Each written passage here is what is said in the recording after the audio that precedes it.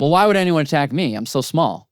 I don't have much. I don't have much money. I don't have much information. I don't have much intellectual property. I've got my, 10 clients, 20 clients. Why would anyone attack me?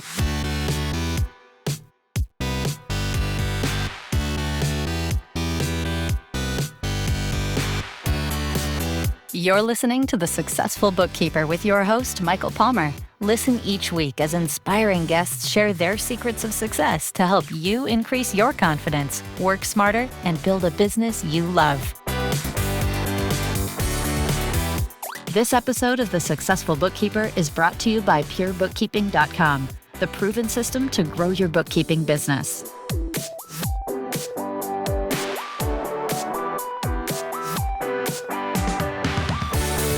Welcome back to the Successful Bookkeeper podcast. I am your host, Michael Palmer, and today's show is going to be an absolute scary one. Sometimes I think anytime I've had a guest on, I'm talking about cybersecurity, I leave scared. And it's probably a good thing to be aware. Anyways, getting back to it. Our returning guest is a cybersecurity expert and author of his second book coming out very soon, Inner Hacker. Ted Harrington, welcome back to the show. Good to see you again. Thanks for having me again. Good to have you. And I'm, when I saw your name come up, I was like, oh, geez, this is like, I think the world has completely changed since we last spoke. And everybody's using AI to help them. And, businesses are changing and they're getting more efficient, which only means the bad people are getting more efficient and powerful and strong as well. So I can only imagine that's going to be a part of our conversation today. But this is your second book. Tell us a little bit. Let's start off. What's happened since your last appearance on the show? And let's talk a little bit about your book that's being released. Sure, yeah. I can share with you that story arc.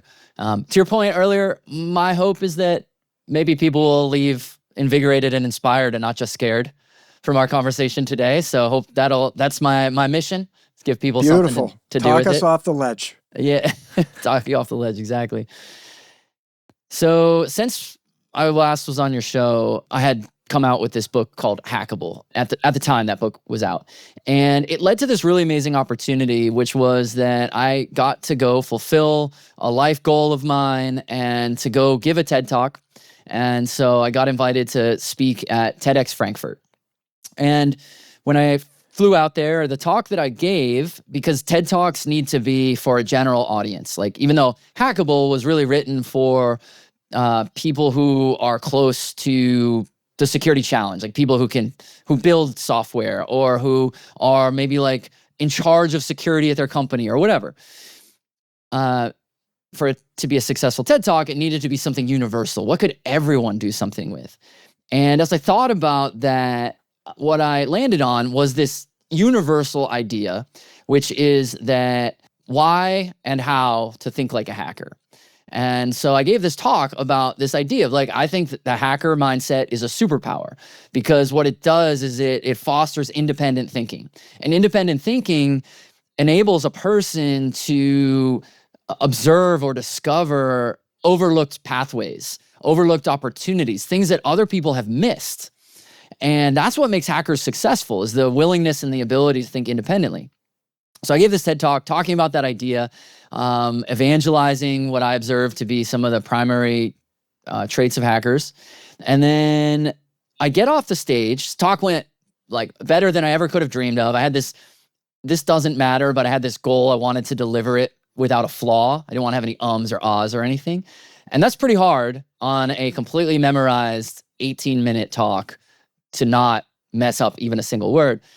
But I did that. I was so psyched. So I walk off the stage, I successfully delivered without a flaw, and I'm kind of just basking in the glow of how cool this life moment was. And one of the people in the audience comes up to me, almost literally running, and kind of has this breathless anticipation and says, and I'm standing there with this pile of books of Hackable, and she says, is that book about what you just talked about? I need that idea. I want to apply that idea to my life. Is this book going to help me do it? And I was like, kind of. I mean, this is about the hacker mindset, but in the context of building better, more secure systems. And she sort of had this, you could see like her shoulders slump. She had this kind of crestfallen look on her face. And she said, she thought about it for a moment. And then she said, well, can you write that book? And I laugh because that's like a book is an enormous undertaking. And so I'm like, maybe we'll think about that. And so, I left the event, spent the next couple of weeks just exploring Europe, having a little vacation. Then I came back to California, and for weeks and months, that question really nagged at me. I was like, can I write that book? And last spring, or the following spring, not last spring, I decided I do need to write this book because I feel like this is that superpower I mentioned. I feel like this is the kind of mindset that can help people change everything. You can apply it. It's not just about computers. It's how you look at anything. It can help you get a new job, get promoted, start a company, improve your company, enter a new market, get new customers. Like whatever it is you're trying to do, you can apply this mindset. I mean, entrepreneurship inherently is the hacker mindset. Entrepreneurs are disruptive thinkers. They're independent thinkers. They look at the way that conventional norms function and they say, is there a different way? That's the hacker mindset. And so I set out to write that book, and 2 years later, here we are. It's physically, I actually have it's a proof copy, the very first one in my hands. Beautiful. And it will be coming out here in a few days. So been up to a lot. Wow. We'll get back to the interview right after this word from our sponsor. Hey, bookkeepers, are you tired of juggling spreadsheets, chasing down receipts, and spending endless hours on client deliverables? It's time to simplify your workflow with Hub Analytics.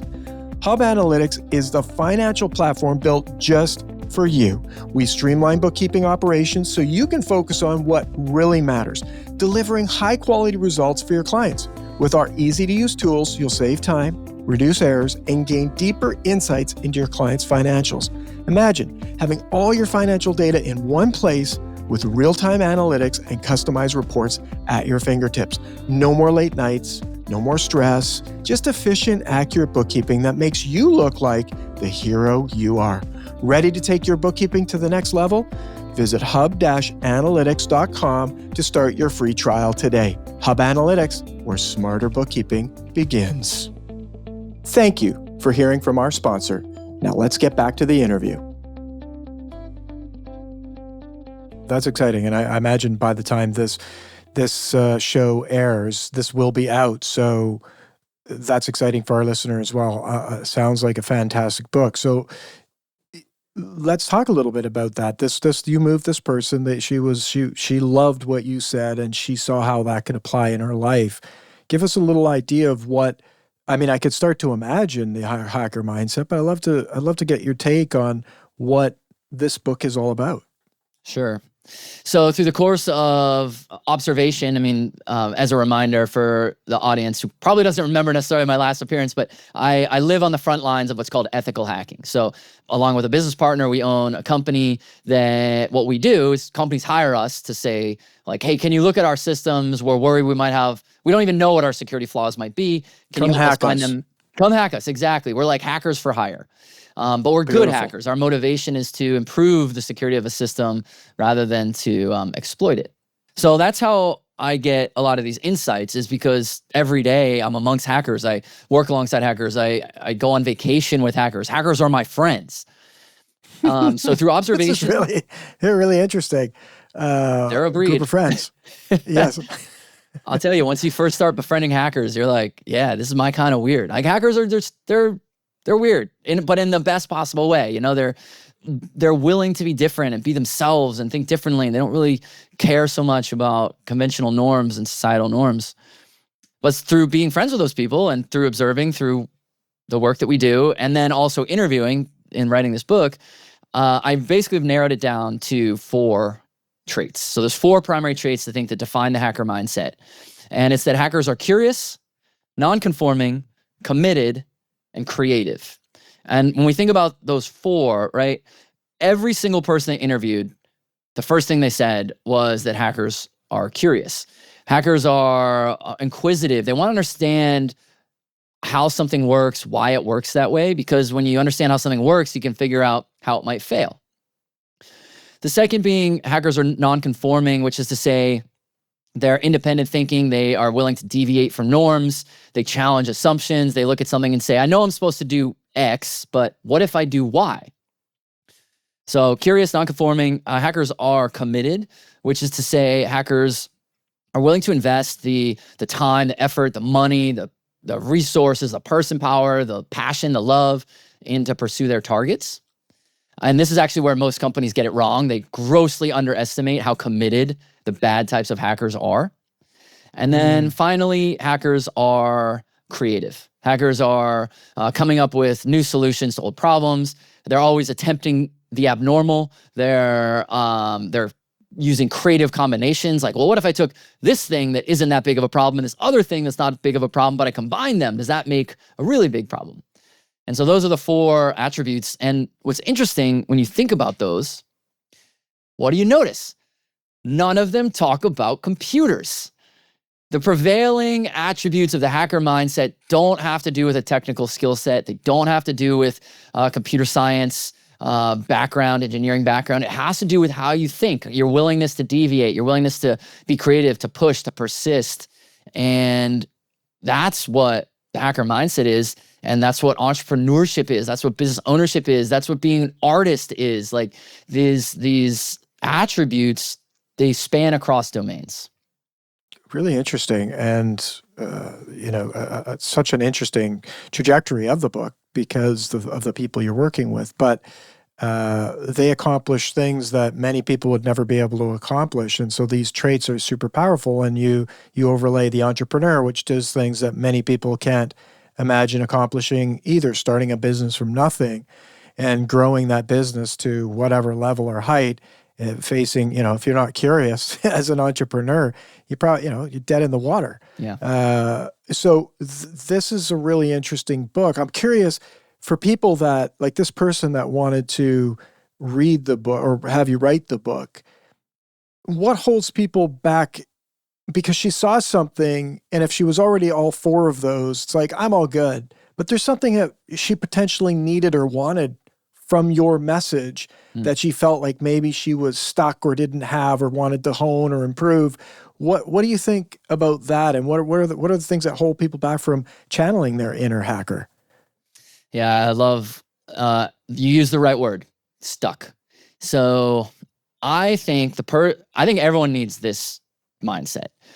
But when you think about people just generally don't take action on anything, and that's not a value judgment, that's just the reality of the human condition. We only take action on things when there's pain that we need to resolve. And so the pain, I think, of the person who's willing to try to adopt this mindset is the person who is stuck. And they might not even necessarily realize how stuck they are. They might not even have used that word themselves, but it's the person who is somewhere along the journey of whatever their journey is. Maybe they're going through some moment of transition. Maybe they're trying to level up. They're trying to grow their company. They're trying to improve their skills. They're trying to make more money. They're trying to become more well-known in their space. Whatever it is, the person's going through some sort of change, and they're like, I'm here and I'm trying to go there, and it's difficult. There's setbacks, there's roadblocks, there's friction. And I know if I can get there where I'm trying to go, beautiful things await for me. And I think the classic example is the person who's a career changer, right? Someone who's in like one field, they want to be in that other field, but the other field's like, you don't have the qualifications to be in this field. Sorry. So thinking about how do you overcome those things, and that's the kind of person who is willing to adopt a new paradigm. The person who's stuck, who's frustrated, who's maybe not far enough along, who wants to get to a higher level of whatever it is they're trying to do. And so I don't know with this individual that we're talking about, I don't even know this person's name, actually. This was like years ago. I definitely don't know where in their life. They're going to find you. I hope this person does, because I've been talking about this person a lot. Yeah. And I don't know which of those conditions this person falls into, but I can estimate that there was some part of them that heard that message and was like, I need this more independent thinking. And that was probably why they were so insistent on it. And the final thing I'll mention in the context of your question is that these attributes exist in all of us. They exist in you, they exist in me, they exist in every single person who's listening to this. And the reason that I know that is because we can look at children, and little kids exhibit all 4 traits, right? Little kids, they're curious. They're poking things all the time. Little kids are non-conforming. You tell them what to do they listen? No. Little kids are committed. If they want something, they're going to ask for it and ask for it and ask for it and ask for it. And little kids are creative, right? They're so funny and imaginative. Somewhere along the way, we become adults and those tendencies are squashed. We choose to be less non-conforming. We choose to be less creative. We choose to be less committed. So what that tells us is that the inner hacker already exists within you. My job is to help you bring it out. And so I think this person heard that message, wanted to bring her inner hacker out, and asked for help to do so. And that's why I wrote this book, to help people do that.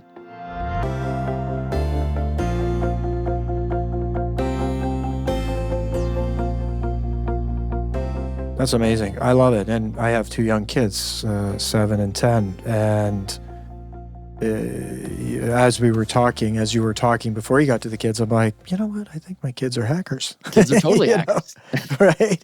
And then you said it, it's absolutely like they are committed and they want something. They're going to figure it out, and they're constantly dialing in. Like, it's so amazing to watch and observe when I pay attention.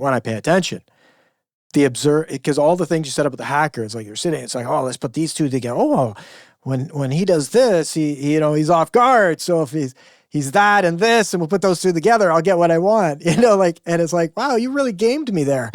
I love that story. And that's it. So as a parent, it's like, yeah, helping them get through the things that shut down those, either any of those 4 characteristics. And the conforming ones, talked about often. People get a little older and someone says, hey, you don't belong, or you look strange, or you're acting strange, or this is, why are you so much of this and not enough of that? It's like, yeah, the human condition, shut down, because you want to conform. Yeah. So love the book, love the concept. Can't wait to hear the story of when you meet the person who asked you to write the book. What an interesting story arc that would be, having her read it and then contacting you. So people who read it, like, it's really interesting. You wrote this, you run a business, you're an entrepreneur, you have friends of hackers, you help people ethically figure out how to not get hacked or where their vulnerabilities are. How do you see this book and this book helping your existing clients? Like, I would imagine it's like there's got to be a piece to that as well. How does this help the business owner beyond the personal development opportunity? Yeah, so if we think about this in the context of our core business, which is effectively consulting, people hire us either for advice, like what consulting would be, or for testing, to say, like, here's our system, see if you help us figure out where the problems are. And one of the things, this is a really bad thing about my field, is that when people buy this type of service, they often don't know what they're buying. It's like when many things you buy, like if you need to buy a garden hose, you don't need to be an expert in tubing systems to know what makes a good garden hose or a bad. You can go in, you can evaluate yourself, you figure it out. But being able to figure out what is the right type of security testing, like the person who buys it, they're like, I don't know. And frankly, I don't really care. I just want to not have this nagging concern that I might get hacked. And I need to satisfy some sort of requirement. That's usually the case. It's usually like there's an industry regulation, or maybe a customer of theirs is requiring it. And that's usually the standpoint that someone comes from. Now, what the problem is that many security providers are willing to sell to that person something that is not what they need. And they're willing to sell like a very low effort, automated thing that really doesn't get to the heart of how someone might attack that system. And the metaphor that I often use, actually I described it in Hackable, is if we think about, like, cars are a great metaphor. So what people actually need is, we think about like the crash testing metaphor. Before a car goes out on the road, people want to know, how safe is this car? And so what do they do? Like, how will it do in a head-on collision? And so they'll crash test it, and they'll literally take a car, crash it into the wall, see what happens. And that's a pretty involved process. It's expensive, requires effort, it requires a high degree of expertise, but it does answer the burning question, which is like, well, what happens in that scenario? There's another thing that happens with cars too. Like, we've all had that experience, that little orange engine light, check engine light comes on. And so what do? You go to the mechanic, they stick a little thing in the dash, it interrogates it, and it says, oh, here's this error code, we got to turn it off. That is something very, very different. But the difference between those two is sort of what happens with security. Like, the security people need is the head-on collision, the crash testing. But instead, they're sold the turning off of the check engine light because it's easy to do. It's inexpensive. It's quick. It like makes a warning signal go away. But the person who buys these services don't know the difference. And the difference is really this idea of like, well, how much are you approaching this from the perspective of how an attacker would approach it? And so for me to be able to have not one, but two books that describe that I and my team understand how hackers think, and we're going to apply that to helping you build better, more secure systems, it's a really powerful message. So that's how it's going to help us. Yeah, it's good for business. It's amazing. Yeah. That is really interesting. And you've written a valuable book for people and personal development, but it's also a testament to your understanding of the person that people are dealing with.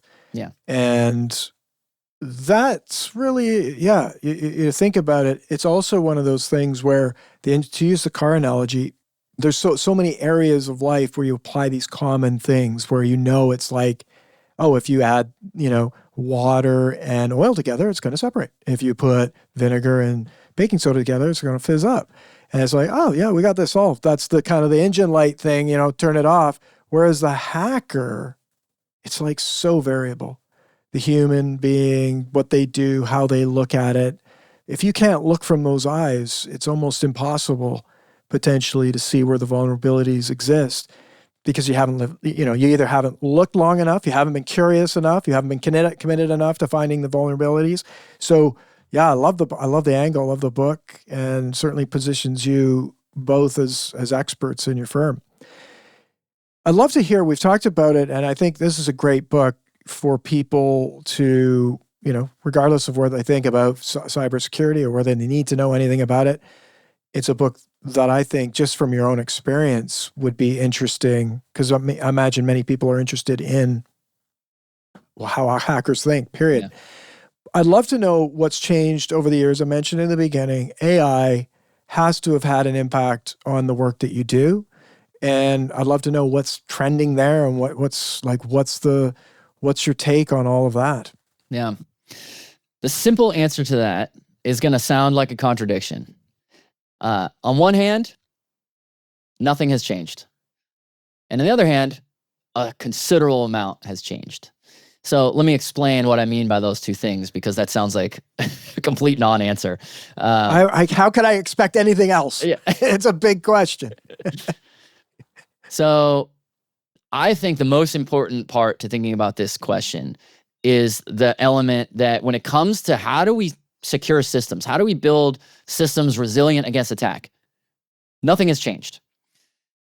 This happens every time there is a new tech that everyone gets hyped about. Right now we're in AI, but this has also happened when cloud computing became a thing. This happened when bring your own device became a thing. This happened when Internet of Things became a thing. Every single one of these hype cycles has this moment where it's like, the world is completely different now. And while yes, that may be true in terms of the application of that tech, how we secure it, the principles are the same. And those principles, there's, maybe like 20 of these principles that are universal and are pretty much timeless about how we build systems resilient against attack. And they have to do with things like limiting the amount of privilege or permission that you give someone, about building layers of defense so that a compromise is less likely to be successful. There's these things that emerging tech doesn't change the principle. What emerging tech does change is how the principle might be applied. And I really want to start with talking about why it nothing has changed, because this is the part that people throw out the window. They're like, AI's here, everything's completely different.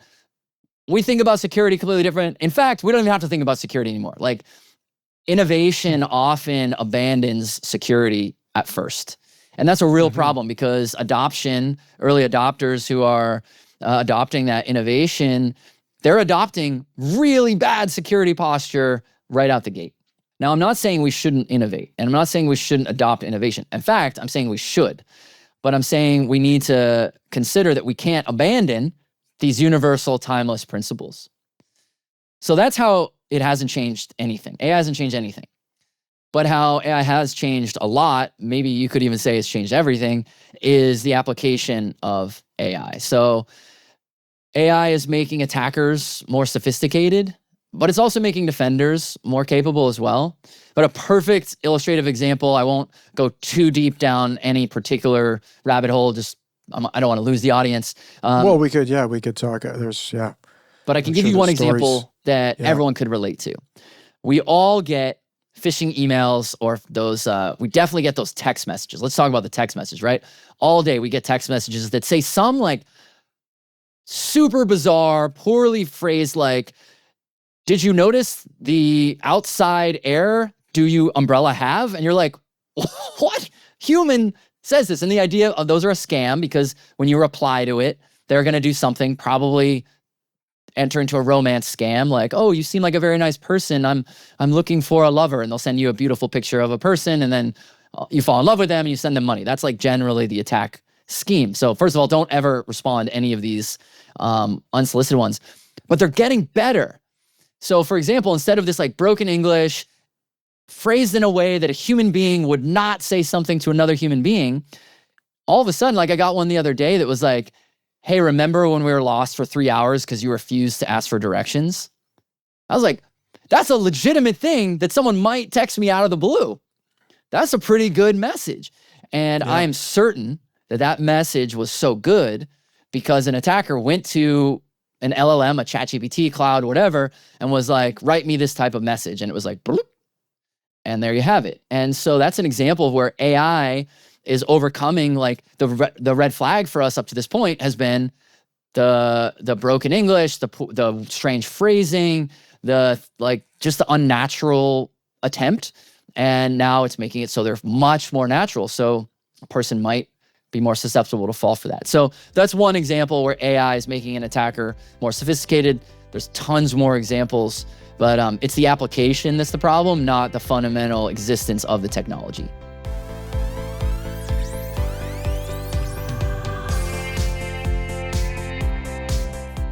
For sure, I get that. And I kind of figured that would be the power and the resources of AI is equal on both sides. But with their hacker mentality and how hackers think, they're very committed, creative. It's like there could be an imbalance for the attackers, but the fundamental how you protect yourself hasn't changed. Very, very interesting to watch it all. We get the phone with emails, we get even Facebook ads, like what can we trust? What is real? And what should we engage with or not engage with, or how do we know when we shouldn't open, what to do with? There's so many of these pieces that we can get trapped into if we're not aware, which again is another reason to get your books and be up to speed on this. What do you think, like all this work that you've been doing, you've been speaking about it, now you have another book, you did a TED Talk. Have you seen changes in how people are thinking about this, working within this? What are you seeing as trending for small, medium-sized business owners around this that you've seen over the last little bit?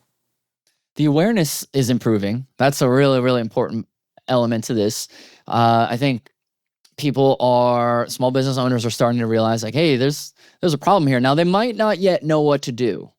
And there's still room for improvement there.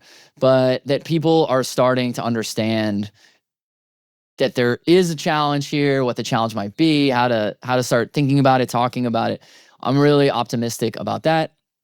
Another thing that's pretty cool is the small business has long been overlooked by makers of people who sell products or services, security products or services, because it's expensive to do these things. And so if you need to make money, you almost have to sell to enterprises. And the business model for how can someone in like our line of business sell our services to someone who, maybe makes $500,000 a year, $1 million a year. Like, can they turn around and spend $100,000, $200,000, $300,000 on a service provider like someone like us? Like, no, it's not even a practical discussion. And so it is cool to see there are more companies now starting to come into the space specifically to sell these solutions to small businesses. I can't necessarily name or recommend or endorse any particular ones, but I'm seeing that change happening, which is exciting because I think it's a massive opportunity. When you think of, I forget what the stat is, but it's like 80 or 90 or some huge percentage of all businesses that exist are small business. And I mean, talk about total addressable market. Like if you're able to come up with a business model that can support a small business, then it's just huge opportunity. So those are the things I think are the big changes I'm seeing. Awareness is increasing and options for small businesses are improving. For sure. And I think it's on both sides it's going to be on both sides, because before it's like, who am I going to attack? Someone who's got a lot of money or someone who's got a little bit of money. But if you become more efficient and you're better at it, and you can tap in. It's like it's an above ground gold mine, but all those little bits of gold, you got to go walking around and picking up the little tiny bits. But if you've figured out how to get to those little bits and efficiently pick them all up, these small businesses become targets, which again, then you need software and services and things to address that. And that's, again, what AI might help them become more creative at doing. And then you and your team need to figure out how to help us small business owners. So there's a little bit of a misconception actually in that. I agree with most of what you just described, and I thought that metaphor was really vivid, like picking up little specks of gold. But here's where there's a common misconception. I hear small business owners all the time say some version of, well, why would anyone attack me? I'm so small. I don't have much. I don't have much money. I don't have much information. I don't have much intellectual property. I've got my, 10 clients, 20 clients. Why would anyone attack me? And the answer is a few. So one, the small business is usually not the end target. It's often the small business who now works for a large business. That large business is the ultimate target. That's called a stepping stone attack. And the reason being, a small business is probably not as secure as a larger business, just inherently based on resources available. So it would be easier to compromise a small business who then has trusted access to the larger business. And that's the idea of, like, if you can imagine a babbling brook, and in order to get to the other side, there's like a rock in the middle, and you jump to that little rock so you can get to the other side. That little rock in the middle that you jump to that's dry, that's the small business. You're not actually trying to stay on that little rock. You're trying to get to the other side. And so that's where small businesses should be thinking. It's not that anyone necessarily wants to victimize you because of what you might give them, but it's because of what access you could give them to your clients. So that's one important distinction of how attackers think about small businesses, is the stepping stone attack. And then the second is there are certain types of attackers who they want to get the easy win or the small win. They know that maybe they don't have the skills to go after like a Fortune 100 enterprise, but they could definitely go after a mom and pop 2-person outfit, and they might be happy getting $1,000 out of that mom and pop outfit. They do that a handful of times a year. They live in some low cost of living part of the world. Like, that's all they need to do to support their family. And so it would be incorrect for small business owners to think they're not a target. They are. But I don't want to leave on like a scary.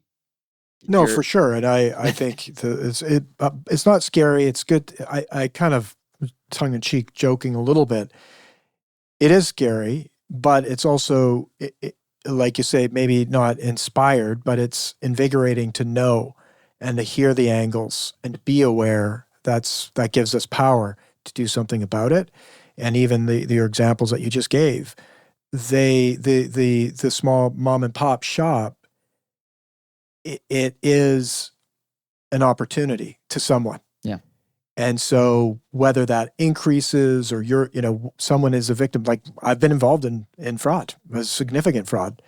And, fortunately it was, the impact was diminished due to various reasons, but it was, you got to just wonder, like, how did they do it? There was, definitely some stepping stones happening there, and money's gone and it doesn't come back. And, it can happen to anyone. And so I would imagine that's the conversation that is empowering, is when you know about it, you can protect yourself or hire people to help you protect yourself. 100%. Yeah. Yeah. I mean, it's like anything in life. I mean, and maybe even think about just your own physical health, right? Like, you could not go to the doctor and you wouldn't know about some bubbling problem that you have with your heart or some organ or something. Or you could go to the doctor and they could tell you, hey, you've got this thing, and now here's your remediation plan. Here's what we're going to do to help you with that. So I think most people, certainly not all people, but I think most people would probably agree, it would be better to know about it so you can do something about it than to just be ignorant. Absolutely. And that's the inspiring part, which is what you've left me with. So where to from here? You've got this book coming out. Sounds like your business is I mean, it's only going to get bigger and the need's only going to get greater. So where do you see the future now for yourselves? I just want to keep doing more of this. People ask me that question a lot. And I ask myself it a lot too. And it's especially, I think, poignant asking it as soon as you accomplish a big milestone. It's like you barely take a moment to breathe and be like, now what? So I haven't determined what the next big project will be after this one, but I do know that the things that I know what I want to keep doing. And I want to keep doing meaningful work that helps people build better, more secure systems. One of the big things that I've been doing and doing more of since we spoke last is just doing, I do a lot of keynote speaking, and that's part of why writing books, because it helps, come up with stories and content that would be really great for audiences. And I find that to be so incredibly fulfilling to stand on a stage and tell stories and meet people afterwards. And so I want to do more of that. I want to do more keynotes, more conferences, and just keep evangelizing these ideas, because I'm really excited about them. I think the hacker mindset is just such a cool, think like a hacker is such a cool idea in life. And it resonates with almost everyone that I share it with. And so I just want to keep doing more of that. And then what form that takes, is it more books? Is it podcasts? Is it documentaries? I don't necessarily know what will be next, but continuing to evangelize, I do know that is what next. Amazing. Well, it's always a pleasure to speak with you. I'm always blown away by the stories that come up and the ways we can deal with this and how it all works. Can't wait to read your book. I think it's a fantastic book for our listener, but I always like to remind our listener, getting into holiday season, what a great book to get for your clients. It's such an empowering message and probably a very useful book for all of your clients to read and to get introduced to this. So make this one of those on your shopping list for your clients when you're giving gifts this year. And we want to thank you, Ted, for coming on the show and sharing your knowledge and what you've been up to. Thank you so much for having me. Thank you for everyone who listened. If you want to learn more about this book or anything else we talked about, or you want to figure out how to stay in touch with me, I'm really easy to find. Just go to my website, tedharrington.com, and everything's there, including how to find me on social media and all that other good stuff. Beautiful. And we will have that in the show notes for you to go and click on and order this book. Beautiful. Ted, with that, we wrap another episode of the Successful Bookkeeper Podcast. To learn more about today's wonderful guest and to get access to all sorts of valuable free business building resources, you can go to thesuccessfulbookkeeper.com. Until next time, goodbye.